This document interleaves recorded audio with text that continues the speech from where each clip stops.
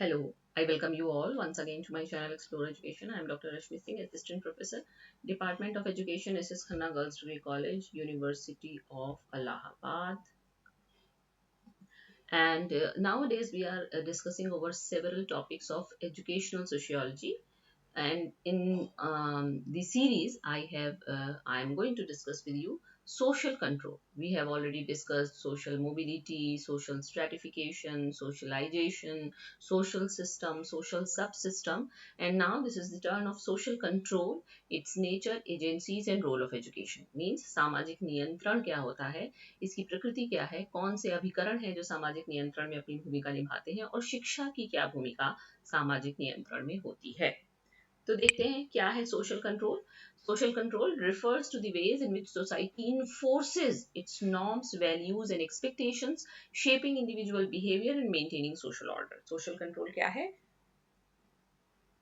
समाज के वो तरीके हैं जिनसे समाज अपने मानकों को, अपने मूल्यों को, अपनी अपेक्षाओं को इन्फोर्स करता है, हम पर एक तरह से कहते हैं, कह सकते हैं आप, लादता है और हमारे बिहेवियर को आकार देता है और सामाजिक क्रम को बनाए रखता है, सामाजिक ऑर्डर बना रहे, सब चीजें व्यवस्थित रहे।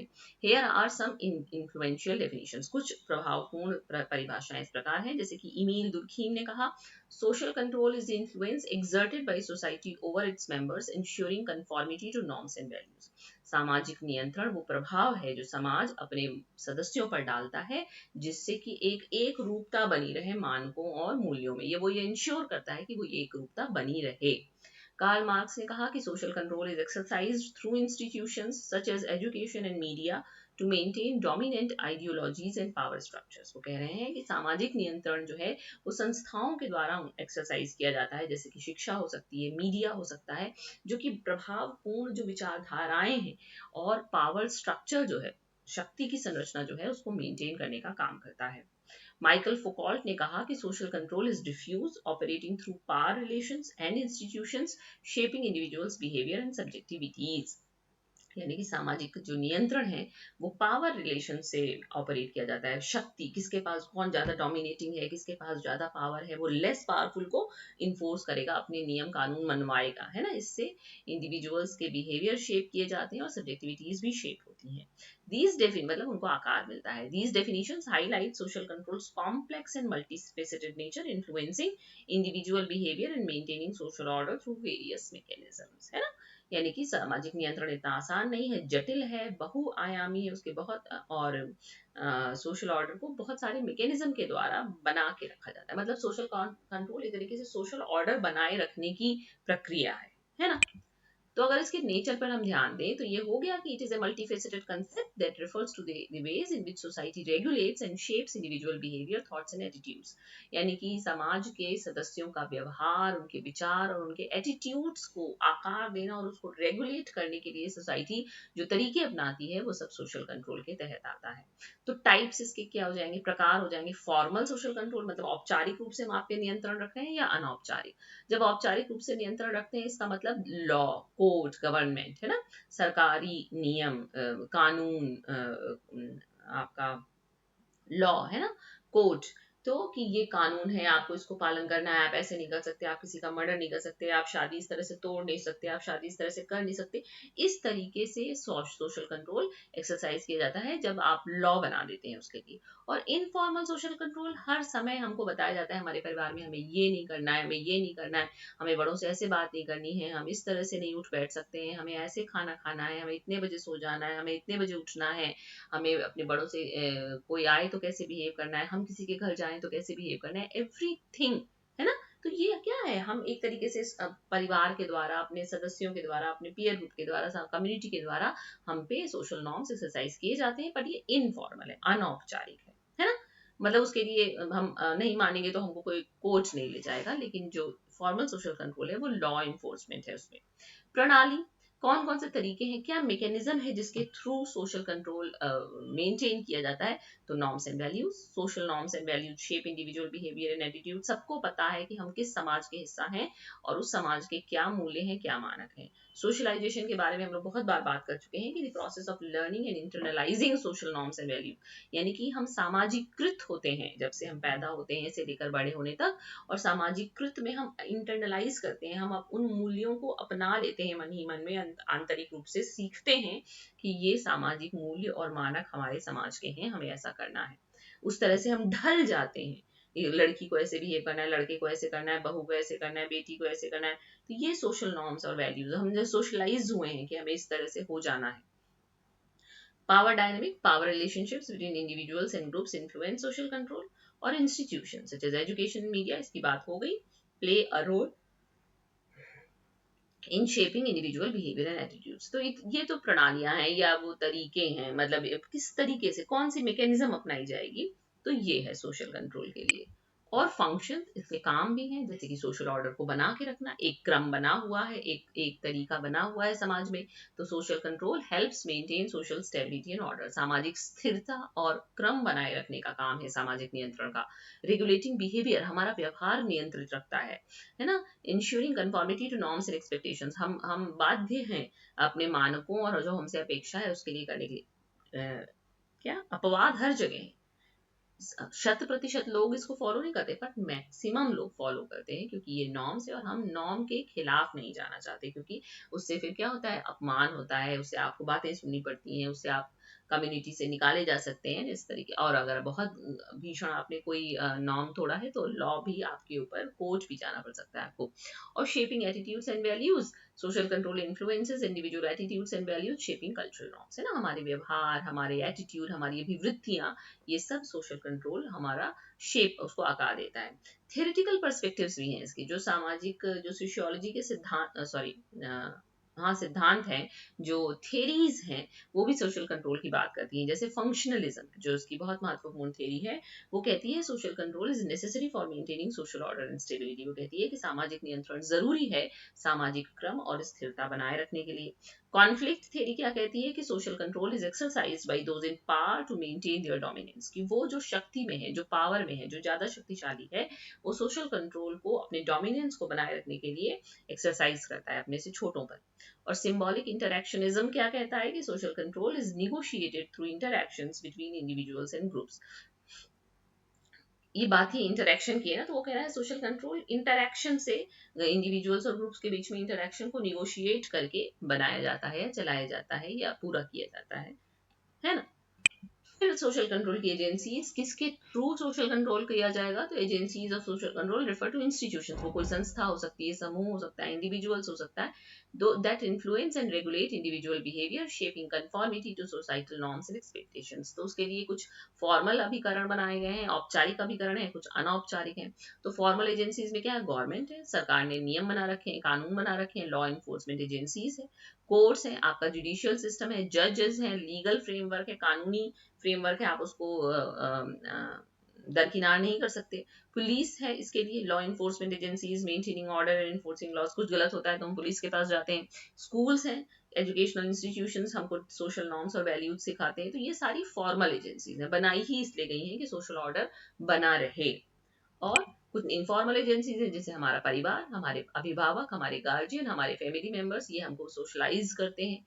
हमारा friend circle, colleague, social network shaping attitudes and behaviours. हम कुछ और सोचते हैं, हम कुछ और चीज को सही मानते हैं, पर अपने दोस्तों से बात करने के बाद हमें लगता है नहीं ये सही कह रहा है, हमको इस तरह से भी ये ऐसे होना चाहिए, तो हम उस तरह से मोल्ड हो जाते हैं। मीडिया है, मीडिया जिस तरह चाहे उस तरह लहर मोड़ देता है, क्या चीज सही है, क्या चीज गलत है, हम मीडिया के हिसाब से सोचने लगते हैं। मास मीडिया, सोशल मीडिया, है ना, हमारे कल्चरल नॉर्म को भी इन्फ्लुएंस कर रहा है, क्या तरीके के कपड़े चल रहे हैं, किस तरीके का पहनावा चल रहा है, किस तरीके का हेयर कट चल रहा है, सब मीडिया डिसाइड करता है।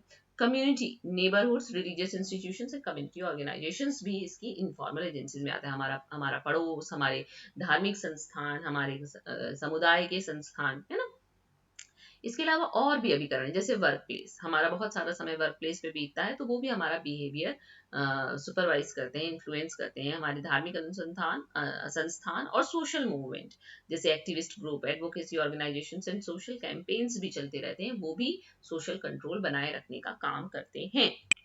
फिर सोशल कंट्रोल में रोल ऑफ एजुकेशन, शिक्षा किस प्रकार अपनी भूमिका निभाती है। तो सामाजिकरण हम जान चुके हैं, इसको बहुत बार हमने पढ़ाया है कि सोशल नॉर्म सिखाना एजुकेशन का काम है। Education helps individuals understand and internalise social norms, values and expectations. ये शिक्षा है जो हमें सिखाती है कि जो सामाजिक नियम, मानक, मूल्य और अपेक्षाएं हैं, उनको हमें सीखना भी है, समझना भी है और अंतर्निहित भी करना है। डेवलपिंग कन्फॉर्मिटी, एक रूपता बनाने का काम करती है शिक्षा। Educational institutions often emphasise conformity, कि सभी को नियम मानने हैं, सभी इतने ही बजे आएंगे, सभी को यही ड्रेस पहननी है, सभी को इसी तरह से अभिवादन करना है। और सोशलाइजेशन एजेंट्स, जो टीचर्स हैं वो खुद सोशलाइजेशन एजेंट्स या रोल मॉडल्स की तरह काम करते हैं, कि teachers can serve as role models. हम अपने शिक्षकों की तरह बनना चाहते हैं, हम उनकी तरह बोलना चाहते हैं, हम उनकी तरह जानकार बनना चाहते हैं। पीयर इंटरेक्शंस, जब अपने दोस्तों से हम बातचीत करते हैं। Educational settings provide opportunities for social interactions, shaping individuals behaviours and attitudes. इसके अलावा हमारा करिकुलम जो हम पढ़ाया जा रहा है, आपको ये भी पता है, आपने करिकुलम डेवलपमेंट पढ़ा है कि करिकुलम डेवलपमेंट में भी फिलोसॉफिकल बेसिस होता है, सोशियोलॉजिकल बेसिस होता है, साइकोलॉजिकल बेसिस होता है। तो समाज के हिसाब से करिकुलम बना है और करिकुलम के हिसाब से हम बच्चे को उस तरह से मोल्ड कर रहे हैं। तो educational करिकुला often reflect societal values, क्योंकि जो जैसे हमारे करिकुलम में डेमोक्रेटिक प्रिंसिपल्स की बात है, जो हमारे प्रियम्बल में कही गई, हमारे कॉन्स्टिट्यूशन में कही गई, तो वो सामाजिक मूल्यों और विश्वासों को ही तो एक तरीके से हम उसी तरह से विद्यार्थी को मोल्ड करना चाहते हैं। और कल्चरल ट्रांसमिशन तो है, एजुकेशन ट्रांसमिट्स कल्चरल हेरिटेज, सांस्कृतिक विरासत इसके थ्रू ट्रांसमिट हो रही है। Influencing students identities and world views, student की जो अपनी अपनी पहचान है, विश्व को वो जिस नजरिए से देखता है, ये भी शिक्षा निर्धारित करती है। इसके अलावा एजुकेशन और क्या करता है, हिडन करिकुलम। देखिए, आप करिकुलम में बहुत तरीके के करिकुलम होते हैं, core curriculum, expanded core curriculum, उसमें हिडन करिकुलम का भी कंसेप्ट आता है। देखिए, करिकुलम में मतलब हम करिकुलम सिलेबस का अंतर भी जानते हैं, पर अगर हम सिलेबस लेकर चलें तो सिलेबस का ट्रांजैक्शन, मतलब जो आपको कागज में लिख के मिला है कि आपको ये कंसेप्ट पढ़ने, वो आपका सिलेबस है। लेकिन वो जिस तरह से ट्रांजैक्ट किया जा रहा है, वो टीचर अपनी सोसाइटल वैल्यूज, मॉरल्स, बिलीव्स और एटीट्यूड के हिसाब से ट्रांजैक्ट करता है। तो हम जिस चीज को सही मानते होंगे, वो कोई भी टॉपिक हम पढ़ाएंगे उसमें निकल कर आएगा, वो हिडन है। तो इनडायरेक्टली हम वो भी आप तक पहुंचा रहे हैं और आपको हम सामाजिकृत कर रहे हैं, या आपका हम एटीट्यूड, बिहेवियर और पर्सनैलिटी को शेप दे रहे हैं। तो अनरिटन रूल्स एंड नॉर्म्स, जो लिखा नहीं है, लेकिन विद्यार्थी अपने जो उसको कक्षा में जो उसको शिक्षक से बातचीत करने में जो अनुभव मिलता है, उससे भी उसको आकार मिलता है। तो ये हिडन करिकुलम है।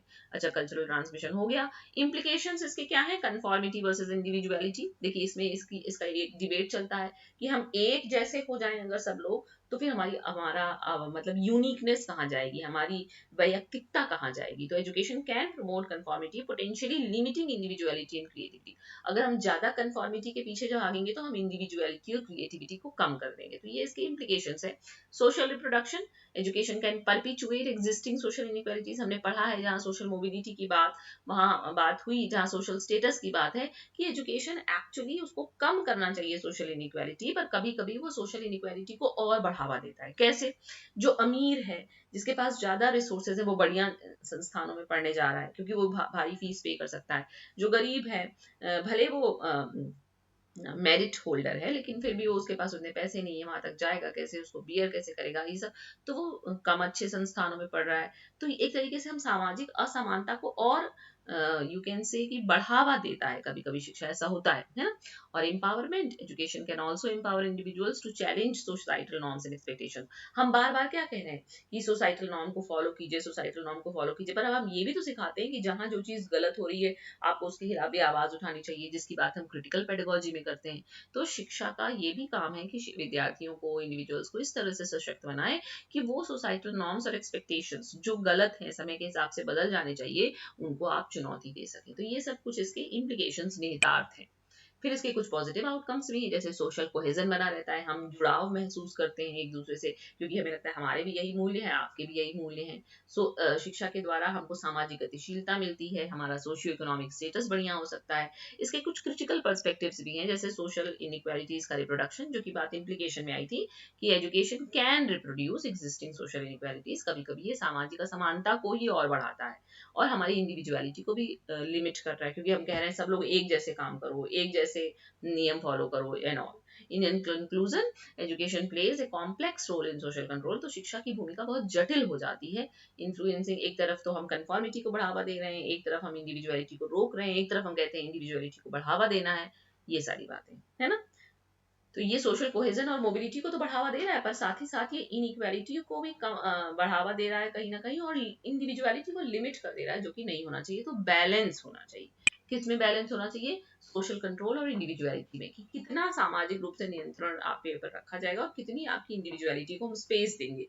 तो इसके लिए क्या करें कि इनकरेजिंग क्रिटिकल थिंकिंग, है ना।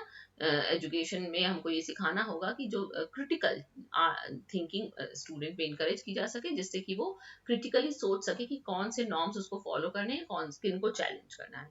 फोस्टरिंग डाइवर्सिटी एंड इंक्लूजन, जो विविधता है और जो समावेशी पन है उसको हमें बढ़ावा देना है ना। और एम्पावरिंग स्टूडेंट्स को हमें एम्पावर करना है कि वो सोसाइटल नॉर्म्स को चैलेंज कर सकें जहां इसकी जरूरत है। By understanding the complex role of education in social control, we can work towards creating more inclusive and empowering educational environments. तो शिक्षा के की जो कॉम्प्लेक्स रोल है, जो जटिल भूमिका सामाजिक नियंत्रण में है, उसको अगर हम समझ गए तो हम एक बढ़िया और समावेशी समाज बना सकते हैं, और हम शैक्षिक वातावरण को भी और सशक्त बना सकते हैं। ओके, तो ये सामाजिक नियंत्रण था, सोशल कंट्रोल। ये नेचर क्या है, मल्टीफेसेटेड एजेंसीज क्या है, फॉर्मल है, इनफॉर्मल है, नॉन फॉर्मल, अदर भी है, अदर एजेंसीज हैं। फिर एजुकेशन का रोल क्या है, एजुकेशन उसको सोशल कोहेजन बढ़ा रहा है, सोशल मोबिलिटी कर रहा है, लेकिन कहीं कहीं ये सोशल इनइक्वालिटी भी बढ़ा रहा है।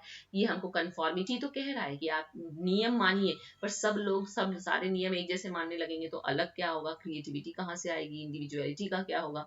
तो ये सारा कुछ तो हमको करना क्या है, बैलेंस करना है, कि हम कितना नियंत्रण रखेंगे, कितना आपको छोड़ेंगे, कितना आपको स्पेस देंगे, ताकि आप क्रिटिकल थिंकर बने और तय कर पाए कि कहाँ आपको फॉलोअर बनना है और कहाँ आपको चैलेंज करना है जो नॉर्म्स चल रहे हैं। Okay, so it is all about social control from my side. So thank you, and don't forget to like and subscribe my channel, Explore Education.